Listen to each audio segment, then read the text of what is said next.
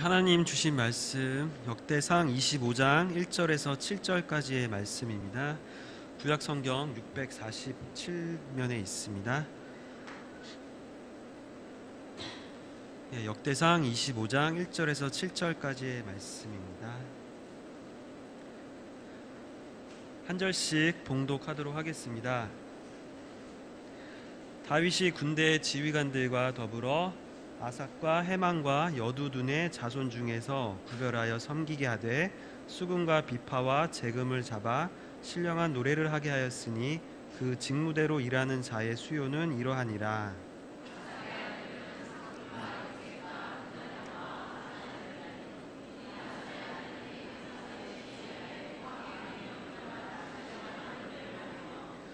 여두둔에게 이르러서는 그의 아들들 그달리야와 스리와 여사야와 시므이와 하사바와 맙디띠야 6사람이니 그의 아버지 여두둔의 지휘 아래 수금을 잡아 신령한 노래를 하며 여호와께 감사하며 찬양하며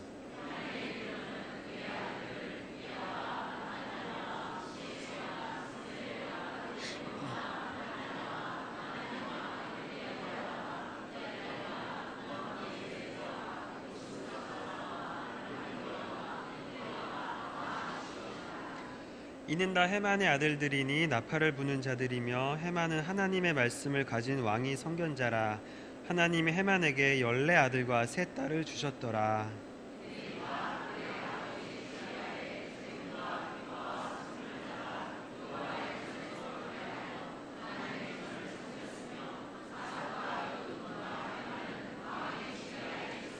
같이 읽겠습니다.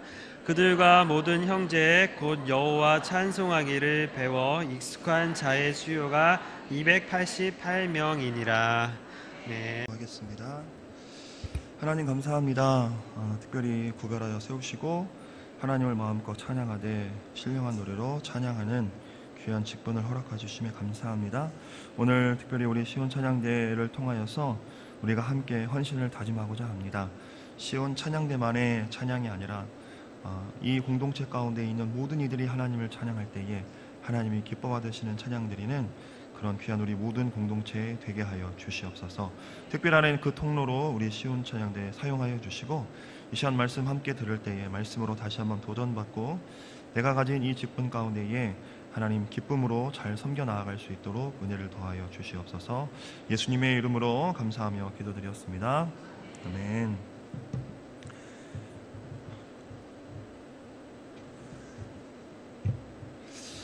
찬양대는 예배에서 하나님께 영광 돌리기 위해서 특별하게 하나님이 구별하고 또 성별해서 세우신 집단이다라고 표현하기가 좀 그러네요. 하나의 공동체죠. 구약시대에 성별된 이 성가대는 음악적으로나 영적으로나 천병입니다. 가장 앞에서 힘든 어려움을 다 겪어내고 물리치는 길을 여는 그런 포문을 여는 그런 천병의 역할을 감당했던 것이 찬양대임을 우리가 이미 익히 알고 있습니다. 구약 성경에 보면 이 찬양대에 대해서 성가대 그 찬양대원들을 임명하거나 구성하거나 또 자격과 임무와 그리고 필요성들에 대해서 언급을 하고 있습니다. 제가 역사학자도 아니고 또 음악을 전문적으로 공부한 사람이 아니기 때문에 제가 그런 어떤 역사적인 거나 또 학문적으로 어떻게 이런 특별히 교회의 어떤 이런 콰이어라든지 합창단이라든지 여러 부분들이 어떻게 제대로 구성되어 왔는지는 제가 말씀드릴 수는 없지만 그냥 성경에서 이 찬양대가 어느 부분에 나와 있는지 잠깐 살펴보고 오늘 우리의 본문을 함께 나누었으면 합니다. 먼저 구약에 이렇게 찬양대에 대해서 굉장히 많이 언급하고 있는데요. 역대상 6장 31절부터 48절까지 보시면 다윗이 레위인들을 세워서 성전에서 찬양하는 자들로 임명한 다음에 다음과 같이 언급을 하고 있습니다. 짧아서 제가 읽어드립니다. 언약궤가 평안한 곳을 얻은 후에 다윗이 이 아래에 무리를 세워 여호와의 집에서 찬송한 일을 맡게 하매 솔로몬이 예루살렘에서 여호와의 전을 세울 때까지 저희가 회막 앞에서 찬송하는 일을 행하되 그 반열대로 직무를 행하였더라 라고 되어 있습니다. 그 행한 사람을 보면 우리 오늘 본문에도 나와 있는데요. 헤만, 아삽, 그리고 에단이라는 사람을 통해서 찬송하는 그 일들을 계속적으로 해왔다라는 것입니다.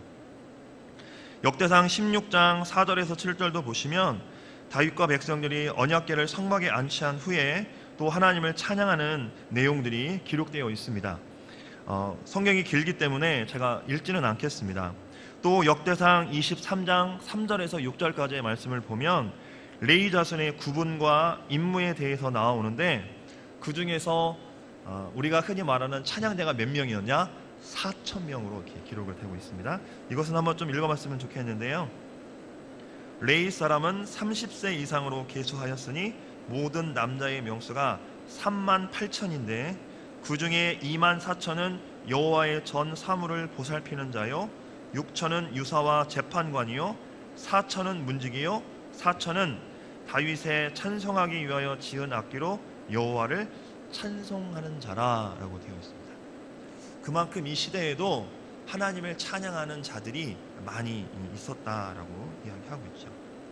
또 오늘 우리가 읽었던 역대상 25장 1절에서 7절까지, 아니 31절까지 이 25장의 전체적인 내용은 이 성전의 기능을 원활하게 하기 위해서 다윗이 제사장의 조직도 24반차로 나누었거든요. 그런 것처럼 이 찬양대도 24개의 조직으로 나누어서 순차적으로 그들이 그 일들을 잘 감당할 수 있도록 체계적으로 다윗이 이 찬양대를 잘 재편하고 구성을 하게 되는 것입니다. 또 역대하 5장 12절에서 14절에 보시면 솔로몬이 성전을 봉헌을 합니다. 그리고 성가대와 악기를 연주하는 제사장 120명이 여호와께 감사드리는 내용이 나옵니다.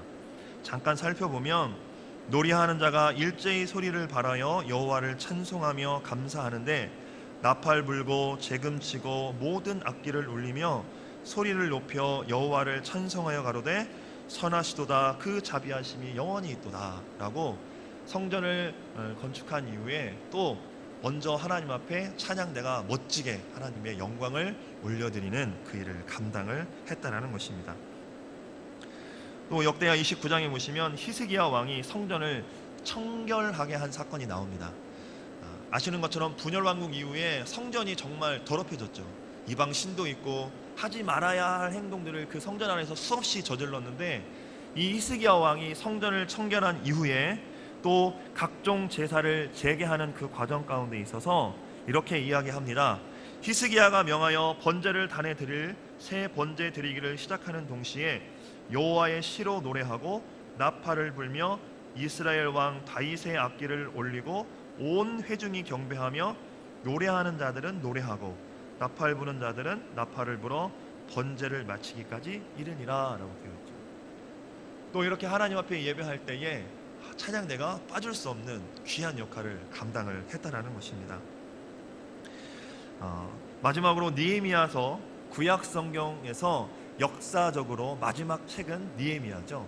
그리고 그 느헤미야 시대에 거의 끝나갈 무렵 마지막으로 활동했던 선지자는 당연히 말라기입니다. 느헤미야가 성벽을 재건을 했지 않습니까? 그 이후에는요 12장 40절부터 보시면 성가대가 양쪽에 있는데 서로 화답하는 찬송을 막 이렇게 하는 정말 멋진 그런 일들을 하게 되는 것입니다. 여러분, 구약에 이렇게 찬양대에 대해서 여러 부분에 대해서 이야기를 하고 있는데요, 신약 성경에는 사실 찬양대에 대한 직접적인 언급이 거의 없습니다. 그런데 찬양의 종류와 시와 찬미로 내가 하나님께 영광을 돌리겠다라는 이런 이제 종류나 방법 등에 관한 이런 지적이 여러 차례 나타나기는 하지만 구약 성경처럼 어떻게 조직이 되고 누구가 하나님을 섬겼고 누가 하나님을 찬양했는지 그런 것은 구체적으로 나오진 않습니다. 아마도 이 신약 시대에 들어오면서 구약 시대에는 그 제사장적인 역할을 감당했던 찬양대였는데, 신약에 넘어오면서는 이제 회중 속에서 하나님 앞에 영광 돌리는 그런 찬양대의 역할로 조금 역할 자체가 바뀐 것 같습니다. 앞에서도 언급을 해드렸지만 찬양을 누가 했느냐? 레위인들이 감당했다라고 그렇게 말씀을 드렸습니다. 당시에 아시는 것처럼 레위인들은 가장 첫 번째 그들이 중요시 여겼던 일이 뭐냐? 아론의 제사장들, 즉 그들이 제사를 드릴 때에 그들을 돕고 그들을 섬기는 일을 하는 것, 그것이 가장 첫 번째 일이었고요. 두 번째는 진설병과 소제물을 가지고 제물을 만드는 일을 하는 사람들이 레위인이었습니다. 그러니까 하나님 앞에 무엇을 드릴 때도 아무나 하는 게 아니라 레위인들이 그것을 잘 구별하고 성별화해서 만들었다라는 거죠. 깨끗하게. 세 번째로는 새벽과 저녁마다 서서 여호와께 축사하며 찬송하는 사람들이 바로 이 찬양하는 사람들이었다라는 거죠. 레위인들. 이렇게 찬양하던 사람들을 다윗 왕의 유언에 의해서 구체적이고 체계적인 이제 찬양대가 조직되어져 갔다라는 것입니다. 또 오늘 말씀에 나와 있는 것처럼 오늘 25장의 말씀처럼 다윗이 이제 24개의 반차로 찬양대도 조직적으로 이제 조직을 하게 됩니다.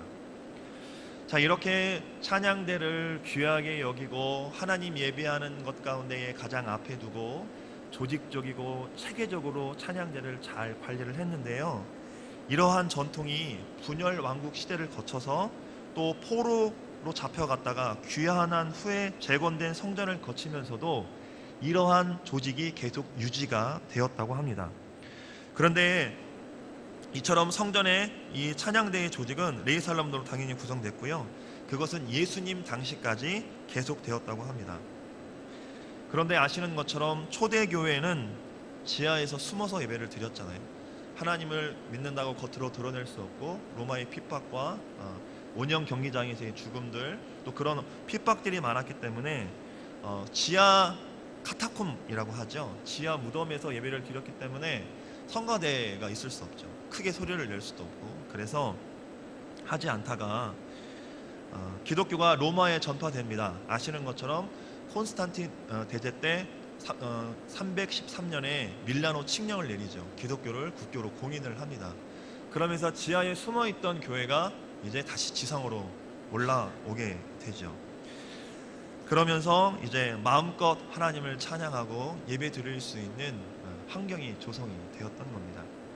그리고 아시는 것처럼 중세 시대에 예전, 예배를 드리는 이런 많은 그런 행사들, 예전들이 굉장히 많이 발전을 하면서 특별히 이 찬양대, 우리 성가대에 대한 그러한 발전이 집중적으로 이루어지게 되었던 것입니다.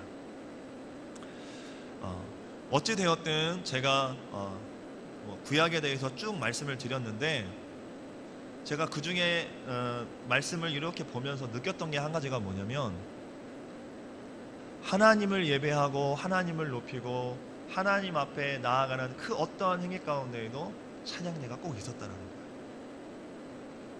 모든 왕들이 하나님 앞에 나올 때에 하나님을 찬양하고 하나님을 높이고 하나님께 영광 돌리는 그 임무를 감당하는 사람들을 꼭 세웠고 그 사람들이 하나님을 찬양했다는 거죠. 이 시대를 살아가면서 우리가 하나님 찬양합시다, 끊임없이 찬양합시다 라고 많은 말들을 하고 있지만 정말 우리 성가대, 찬양대처럼 자꾸 저도 옛날 사람이라 자꾸 성가대라고 하는데 찬양대라고 바꿔야 되는데 죄송합니다. 제가 성가대라고 말하든 찬양대로도 말하든 그게 그겁니다.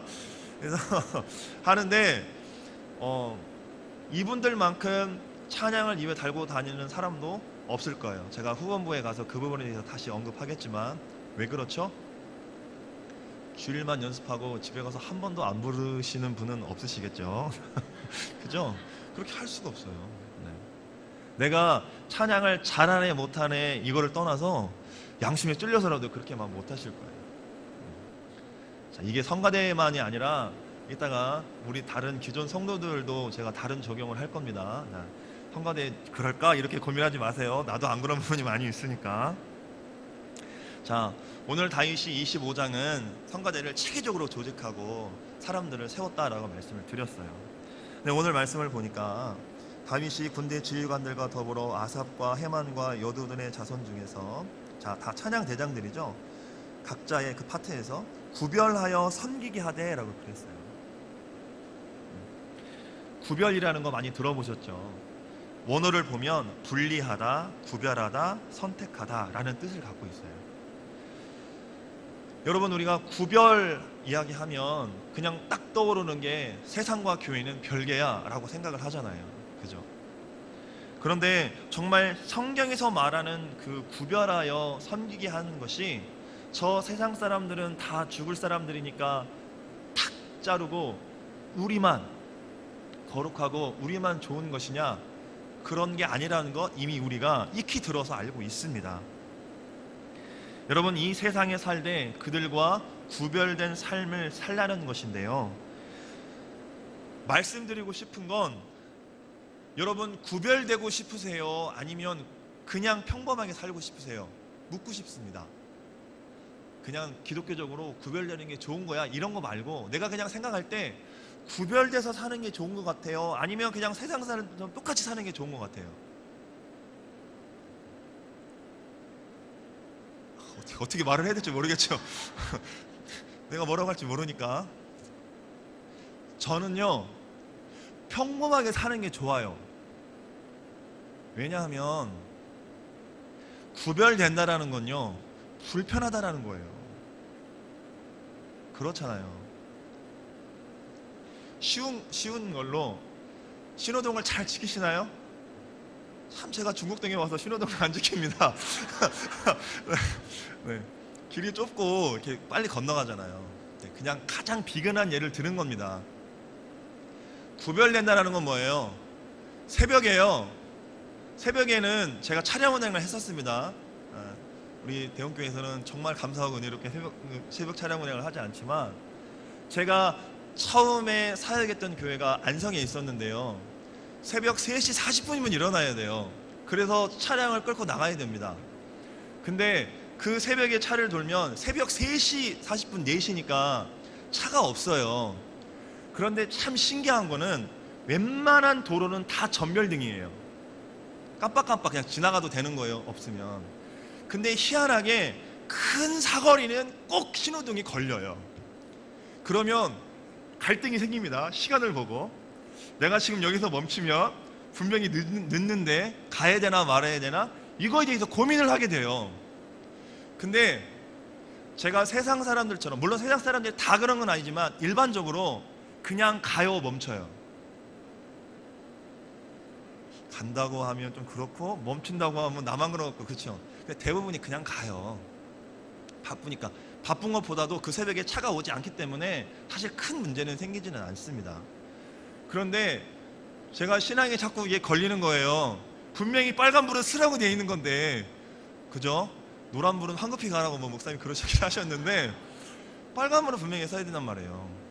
근데 내가 분명히 지켜야 될 건 지켜야 된다고 하면 그건 뭐예요? 불편을 감수하는 거예요. 내가 그거 건너가도 누가 뭐라고 하지 않아요. 누가 보지도 않고 그 새벽에 뭐라고 하지 않아요. 근데 불편함을 감수하는 거예요. 가장 그냥 적은 거고 비근한 예이지만, 또 상황에 따라서는 이게 맞지 않는 말일 수도 있지만, 제가 말씀드리고 싶은 건, 하나님 안에서 내가 구별되어서 살아간다라는 건 사실 세상에서 나 불편하게 살겠습니다 라고 말하는 거랑 똑같은 거예요. 여러분, 억울하면 세상 사람들 뭐 해요? 재판을 걸거나 소송을 하거나 멱살을 잡거나 고함을 치거나 싸워요. 그게 맞는 거예요. 그런데 여러분, 내가 세상에서 그렇게 하면 돼요? 세상 사람들이 내가 교회에서 예수 믿는 거 알아요. 내가 교회에서 직분자인 거 다 알아요.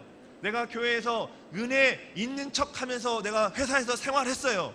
그런데 조금 내 마음에 안 맞는다고 멱살 잡고 그 사람이랑 고성치고 싸우면 그게 뭐예요? 세상 사람들하고 똑같이 평범하게 사는 거잖아요. 그런데 내가 그렇게 하지 않고, 당신 왜 이렇게 바보스러워? 그때는 소리 한번 치는 거야. 당신이 거기서 가만히 있으니까 당신 만만하게 보는 거 아니야 라고 세상 사람들이 이렇게 말할 수도 있잖아요. 근데 나는 그에게 고함을 치거나 분을 내거나 화를 내는 게 아니라, 하나님이 말씀하신 것처럼 한 번 더 그를 위하여 참고 기도하는 거, 이게 불편을 감수하는 거예요. 그냥 내가 한마디 소리쳤으면 끝날 수 있는 상황이지만 내가 한번 접어줄 수도 있는 거죠. 그래서 사실 구별하여 산다는 건 편안한 거예요. 어려운 거예요. 그러니까 하나님이 성경에서 구별할 때 아무나 하지 않잖아요. 그래서 하나님이 구별하는 거예요. 여기 찬양대 앉아 계십니다. 어떻게 오셨는지 모르겠지만, 어떠한 방법이 있었고 어떠한 루트가 있었는지 모르겠지만 사람이 한 게 아니에요. 하나님이 필요하셔서 구별해서 세워주셨다는 거죠.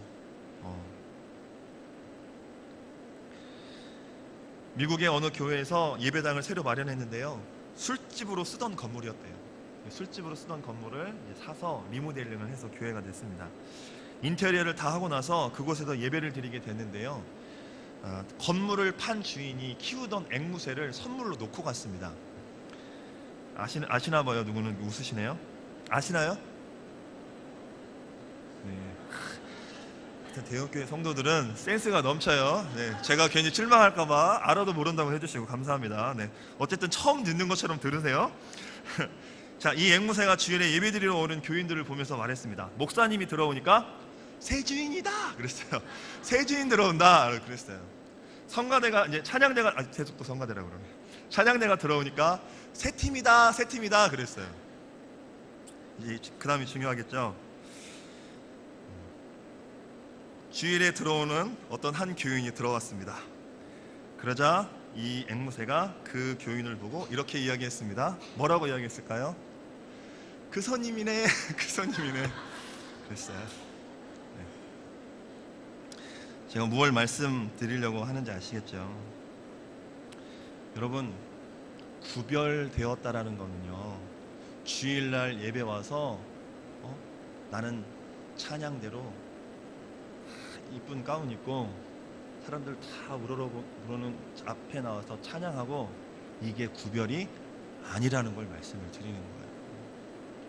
여러분, 진짜 구별은요, 진짜 하나님이 구별한 사람의 삶의 모습은 어디에서 드러나야 돼요? 교회요? 아니요, 세상에서 드러나야죠. 제가 여러 번 말씀드렸잖아요. 교회에서는요, 누구든지 다 거룩해 보여요. 누구든지 다 은혜 충만해 보여요. 근데 어디서 그 은혜가 있고 어디서 그 충만함이 드러나야 돼요? 저 세상에 가서 드러나야 되죠. 교회 와서는요, 좀 약한 척 하셔도 돼요. 아픈 척 하셔도 돼요. 나를 위해서 좀 기도해 달라고. 왜? 내가 믿는 동역자들이잖아요. 나를 위해서 이 동역자들에게 기도해 달라고 하고요, 그 충족된 은혜로 저 세상에 나아가서 힘을 발휘하는 거예요. 목소리를 내셔야 되는 거예요. 다시 한번 말씀드립니다. 구별된 삶은 불편함을 감수하는 거예요. 그러면 구별된 삶을 드리려면 어떻게 살아야 됩니까? 목적을 알아야 돼요. 여러 가지 있지만 한 가지만 말씀을 드리면, 히브리어로 아바드라는 단어가 있어요. 섬기다, 여기 뒤에 나와 있는 섬기다라는 뜻인데요, 이 아바드라는 단어가 예배, 구약에서의 예배라는 단어로 많이 쓰여요. 네, 노동, 섬기다, 예배하다라는 이러한 뜻이 있는데요, 특별히 이 아바다는 기본적으로 섬기다라는 의미를 가지고 있어요. 그래서 여기에는 하나님께 전적으로 헌신하고 그분의 명령에 순종하여 그분의 뜻을 행하는 것이라는 뜻이 이 안에 내포되어 있는 거죠. 그러니까 내가 하나님을 섬긴다라는 것은 전적으로 하나님 뜻에 따르고 순종하다라는 의미가 그냥 그 안에 다 담겨져 있는 거예요. 그래서 특별히 이 아바드라는 단어가 어디에 쓰여졌어요? 이 창조, 하나님이 창조하실 때 이렇게 쓰여졌잖아요. 그래서 하나님께서 창조 세계를 돌보는 일, 노동이라는 단어, 경작하다라는 단어가 있잖아요. 그러니까 그것뿐만이 아니라 하나님을 순종하고 예배하는 행위에도 이 단어가 그 안에 들어있다라는 거예요.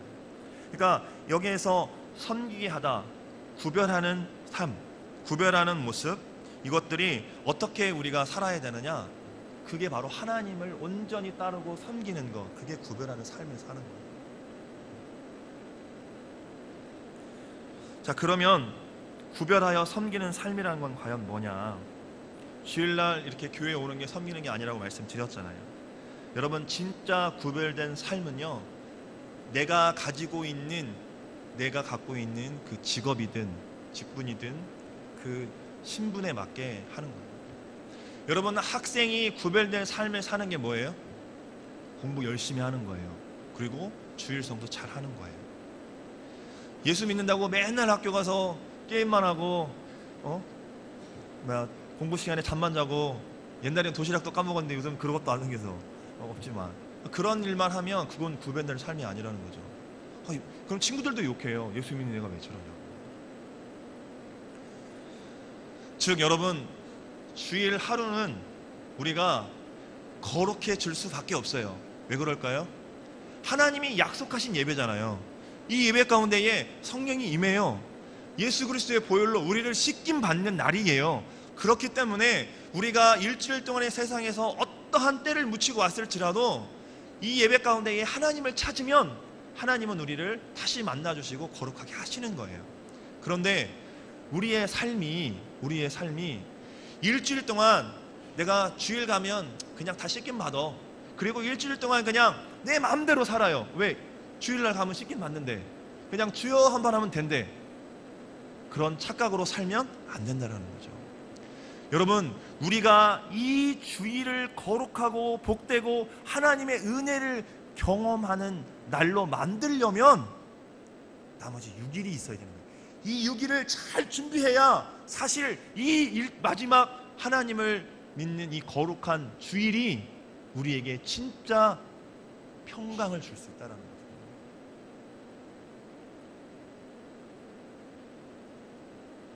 특별히 찬양대회에 있어서 구별하여 섬기게 하는 것은 주일만이 아니라 진짜 여러분의 삶 속에서 그렇게 구별되어지고 거룩한 삶을 살아갈 수 있는 그런 귀한 의미로 다가갈 수 있기를 소망합니다. 그러면 왜 이렇게 구별하여 거룩한 삶을 살아야 되느냐? 성경이 이야기하고 있죠. 섬기게 하되 수금과 비파와 재금을 잡아 신령한 노래를 하게 했다라고 성경이 기록하고 있습니다. 신령한 노래. 신령한 노래가 뭐예요? 산신령을 노래하는 게 신령인가요? 죄송하네요. 괜히 개그도 아닌 개그를. 신령한 노래가 뭐예요? 제가 들으니까 저희 찬양대는 다 한국말로밖에 안 하던데. 신령한 노래가 뭐예요? 원어를 보니까요, 예언하다, 영감으로 노래하다. 예언하고 영감으로 노래하다. 이건 누가 할 수 있는 거죠? 아시죠? 성령께서 내 안에서 나오게 하셔야 영감의 노래를 할 수 있는 거예요. 그죠? 여러분, 아무나 예언하고 아무나 영감으로 노래하면 어떻게 돼요? 그게 좋은 거예요? 아니에요. 질서가 사라지는 거예요. 예언하고 영감으로 노래, 즉 오늘 성경의 표현처럼 신령으로 노래할 수 있는 자가, 자격을 갖춘 자가, 하나님이 구별하여 하나님이 능력을 부은 자가 선포해야 그 소리가 힘이 있고 능이 있고 그 찬양을 듣는 나머지 우리가 은혜를 받을 수 있는 거예요. 여러분, 우리 찬양대가 맨날 앞에 나와서 매 주일마다 우리가 정말 좋아하는 가요를 한 곡씩 매일 부른다고 생각을 해보세요. 그러면 일단 성가대는 무시하고더라도 우리 마음 가운데에 뭐가 자리 잡겠어요? 뭐가? 그 세상의 영이 우리를 사로잡는 거예요. 그 노래의 깃든 영이 우리를 사로잡는 거예요. 근데 찬양대가 찬양을 합니다. 가끔은 찬양대가 멋진 화음을 해요. 그러면 저 같은 경우에는 화음은 참 좋다 하는데 가사는 제가 안 들을 때가 있어요. 그래도 뭐가 있어요? 내 마음에 뭉클함이 있어요. 감동이 있단 말이에요. 근데 이게 세상이 주는 감동과 다르다라는 거죠. 그 음악을 들으면 나도 모르게 눈물이 나고, 어떨 때는 회개의 영이 터져 나오고, 어떨 때는 내가 지쳐 있었는데 그 찬양을 들을 때 내가 회복되는 경험을 하는 거예요. 왜요? 신령한 노래이기 때문에, 하나님의 영으로 하는 찬양이기 때문에 우리가 회복될 수 있는 거예요.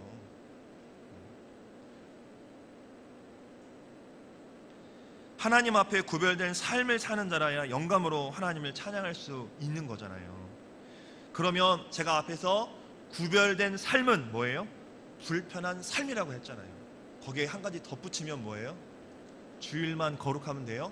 그게 아니라 매일 일상에서의 불편을 감수하는 일상의 영성이 우리 찬양대에게 있어야 된다는 거예요. 내가 일상에서는 불편하지 않고 맨 남들처럼 편하게 하려고 남들처럼 똑같이 살다가 주일날 가운 입으면 갑자기 악마가 천사가 된 양 이렇게 되는 게 아니라는 거예요. 진짜 우리 찬양대가 정말 하나님 앞에 붙잡힌 바 되어서 여러분이 하는 찬양, 설령 내가 연습이 부족하고 내 목소리가 부족할지라도 그건 아무 문제가 되지 않아요. 여러분이 진짜 일주일 동안 하나님을 사모하고 하나님 안에서 구별된 삶을, 경건한 삶을 살면 하나님이 여러분이 조금 음이 떨어지고 부족할지라도 그게 문제가 아니라 여러분의 그 음악에, 여러분의 그 노래에, 여러분의 선포에 하나님의 영의 능력을 부어주시는 거죠. 여러분, 아무리 수천 명의 사람들이 모여서 콘서트를 합니다. 우리 젊은 친구들 요즘 방탄소년단이라는 이 그룹이 세계적으로 인기를 얻고 있습니다. 그들을 향해서 소리치는 맹목적인 열광이 아니라 이 작은 숫자에 불과한 찬양대이지만 여러분의 삶을 통하여, 여러분 안에 있는 성령을 통하여 여러분이 부르는 그 찬양 한마디를 통하여 여기에 앉아있는 나머지 우리 성도들이 은혜 받는 거예요. 마음이 열려지는 거예요. 그 마음의 강팍함이 깨어지는 거예요. 그래서 왜 목사님 말씀이 뒤에 있겠어요? 그 깨어지고 열려지고 부드러워진 마음에 말씀이 뿌려지는 거예요. 얼마나 찬양대가 소중합니까? 얼마나 찬양대가 중요한 역할을 감당하고 있습니까? 찬양대는 그렇지만 좀 힘들죠. 뭐 이거는 뭐 여담이지만 혹여나 너무 힘들다, 나 너무 바쁜데 내년에는 좀 쉴까? 아니요. 여러분 이렇게 소중한 거를 누구에게 양보하시려고요? 여러분 이런 거는 좀 사모하셔야 돼요. 이런 거에는 욕심 내셔야 돼요. 혹 이 중에 할까 말까 고민하고 계신 우리 성도들 계시면 오늘 설교를 통해서 저요 최준열 권사님 전화가 불통이 났으면 좋겠습니다. 제발 나 좀 써달라고. 내가 좀 나이가 많긴 한데 나 좀 괜찮겠냐고. 제발 좀 써달라고 이렇게 하셨으면 좋겠습니다. 그렇게 쭉 하고요. 그 다음에 아삽과 헤만과 이제 그 아들들에 대해서 어떻게 그들에게 무슨 일을 맡겼는지를 2절, 3절, 4절, 5절, 6절에 쭉 이야기하고 있습니다. 7절에 가서 보시면 그들과 모든 형제 곧 여호와가 찬송하기를 배워 익숙한 자의 수요가 288명이었더라 라고 성경이 기록합니다. 7절에 보시면 배워 익숙한 자라는 단어가 나오죠. 원어를 보니까 공통으로 가르치다 라는 뜻이 그 안에 들어있습니다. 가르치다. 다윗에 의해서 아삽, 헤만, 여두둔의 아들들 24명이 각각 11명의 찬양대원을 거느려 각 반차가 12명으로 구성된 인원, 즉 288명이 이렇게 된 건데요. 여호와를 찬송하기 위해 뽑힌 다른 레위인들을 가르치는 선생님들이 되었다라는 거죠. 이 말씀은 찬양 대원들을 가르치고 훈련했다라는 것입니다. 그렇다면 당연히 우리도 연습하고 훈련을 해야 되는데요. 교회에서 하는 연습 말고 최소한 우리 찬양 대원들이라면 한 주간 정해진 찬양곡을 매일매일 부르고 묵상할 수 있어야 됩니다. 이미 그렇게 하고 계신 줄로 믿는데요. 자, 아까 제가 서두에 말씀드렸죠. 찬양대는 그렇습니다. 그러면 우리 성도님들은 어떻게 해야 될까요? 묵상하시잖아요. 묵상. 일단 찬양대 먼저 이야기하고요. 여러분이 가지고 있는 그 찬양곡집에 들어있는 것은 사실은 곡조가 붙어있는 기도죠. 누군가의 신앙의 고백입니다. 여러분이 연습 많이 하십니다. 주일에도 하시고 또 끝나고도 하시고 하시는데 거기서 끝나면 안 되는 거죠. 만약에 여러분이 매일매일의 삶 속에서 그 찬양을 입에 달고 부르시고 때로는 그 가사를 음미하고 묵상하신다면 분명한 건 그 누구도 느낄 수 없는 나만의 은혜가 또 그 안에서 하나님을 통하여 주어진다는 거죠. 여러분 그렇게 일주일 동안 묵상하고 기도하고 연습했던 그 분이 부르는 찬양 은혜가 없으면 이상한 거예요. 있을 수밖에 없다라는 거죠. 한 주 동안 정말 그 찬양 열심히 들으시고 묵상하시는 줄로 압니다. 그런데 부탁드리고 싶은 건 각 파트가 있잖아요. 그러면 저도 베이스를 했었는데 제가 음치박자라 항상 보면 음을 항상 발음이 떨어지든지 발음이 올라가든지 음을 잘 못 맞추는 사람인데, 그것 때문에 제가 말씀을 묵상하거나 내용을 묵상하기보다 그 때문에 스트레스를 받는 거예요. 음을 못 맞추니까. 그래서 저는 항상 그것 때문에 제대로 묵상을 못했던 것 같아요. 학생 때나 이렇게 할 때. 근데 우리 전종훈 집사님 계셔서 제가 이런 말 하는 게 맞는지는 잘 모르겠지만 워낙 다들 음악성은 뛰어나시니까 음도 중요하지만 먼저 말씀드리고 싶은 건 먼저 그 찬양의 내용의 은혜를 먼저 받으셨으면 좋겠어요. 그 내용에 도전을 받았으면 좋겠어요. 왜 이것을 쓴 사람은 이런 고백을 했을까? 묵상해 보시고, 물론 거기에 내용이 나와 있지는 않겠지만 과연 나는 이러한 상황 가운데 있어서 나는 어떻게 하나님 앞에 고백할 수 있을지, 그걸 묵상하시고 그 안에 받는 은혜로 찬양하신다면 조금 음이 안 맞을지라도 오히려 더 우리에게 은혜가 될 줄로 믿습니다. 오히려 하나님이 그거를 더 기뻐 받으실 줄로 믿습니다. 여러분, 우리 성도님들도 똑같습니다. 일주일 동안 사시면서 우리가 지금 생명의 삶이라는 것을 매주 새벽마다 하고 있습니다. 자, 굳이 나는 생명의 삶을 하지 않더라도 괜찮습니다. 여러분이 일주일 동안 묵상할 수 있는 말씀이 있어요. 자, 아무도 주부 보지 마시고, 오늘 목사님의 설교 제목이 뭐였어요? 아이고야, 오늘 너무 쉽네. 목사님이 오직 예수 하셨어요. 그러면 한 주 동안 어떻게 살아야 돼요? 한 주 동안 오직 예수 살려면 어떻게 하셔야 돼요? 오늘 목사님의 말씀을 리마인드 하는 거예요. 뭐라고 하셨지? 아이고야, 다 까먹었네. 괜찮아요. 뭐가 있어요? 본문 말씀이 있잖아요. 내가 큐티책이 없고 큐티를 내가 잘 못하더라도 괜찮아요. 일주일 동안 그러면 오늘의 본문을 매일매일 읽고 묵상해 보세요. 그러면 자연적으로 목사님의 말씀이 문득문득 떠오르게 하나님이 하실 거고요. 거기 안에서 내가 어떻게 적용하고 어떻게 살아가야 될지를 분명히 하나님이 말씀하신다라는 거예요. 이 예배가 끝나고 저 문을 열고 나가는 그 순간 오직 예수가 아니라 오직 세상, 오직 돈, 오직 성공, 이렇게 추구하는 인생이 아니라 여러분이 이것을 붙잡으면 그렇게 살아갈 수 있다는 거죠.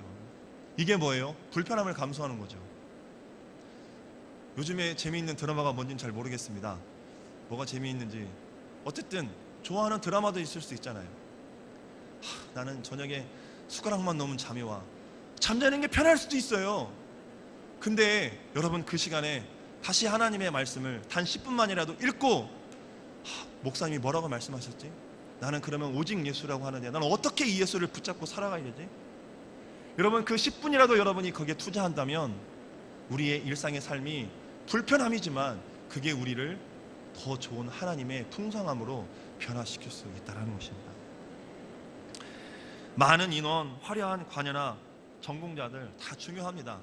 정말 우리도 그렇게 더 풍성하게 하면 참 좋겠지요. 기도했으면 좋겠습니다. 그러나 만약에 하나님이 그러한 찬양대만 받으시고 소규모의 더 작은 교회들, 더 없는 그런 찬양대가 하는 찬양 만약에 하나님이 안 받으신다면 그 하나님 우리가 믿을 이유가 없겠지요. 하나님은 그러시지 않는다라는 것입니다. 우리 역대하 5장 13절 14절 화면에 좀 띄워주시고요. 같이 한번 읽어보겠습니다. 역대하 5장 13절 14절입니다. 특히 우리 찬양대 대원들은 더 크게 읽어주셨으면 좋겠습니다. 자, 시작.